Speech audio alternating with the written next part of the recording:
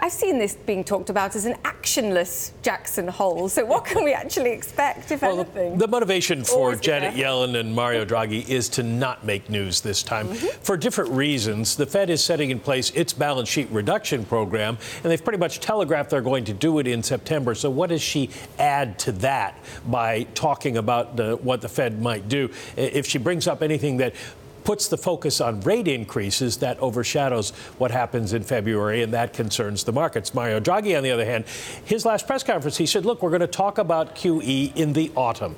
It's not autumn yet. He doesn't want to get ahead of the governing council, and how much could he really say without them behind him? So there isn't probably going to be any news, but I say that with the possibility that there could be a surprise. Well, and even if there's not any news per se, the markets have a way of reading into the comments, even if they're not anything new. What about inflation? What can we expect here on that front? Because those recent Fed minutes really showed a lively debate and some soul searching going on at the Fed over the subject of inflation.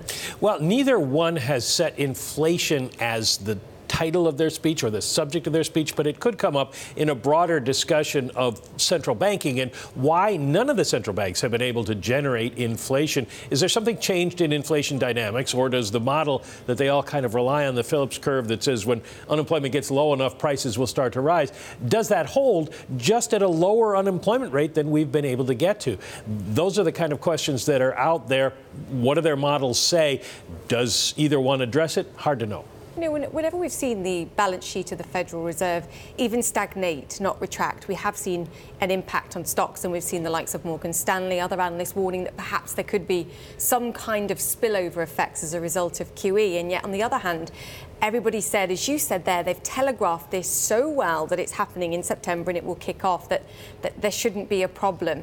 How do you think the Fed are viewing this, and do you think there's still some nervousness about, even with all the telegraphing that they've done, what kind of impact it could have on stocks? And well, of course there's some nervousness about it. How many times did the U.S. launch astronauts into space and we still had accidents? Right. You can be very certain about what the likelihood is, and something can still go wrong.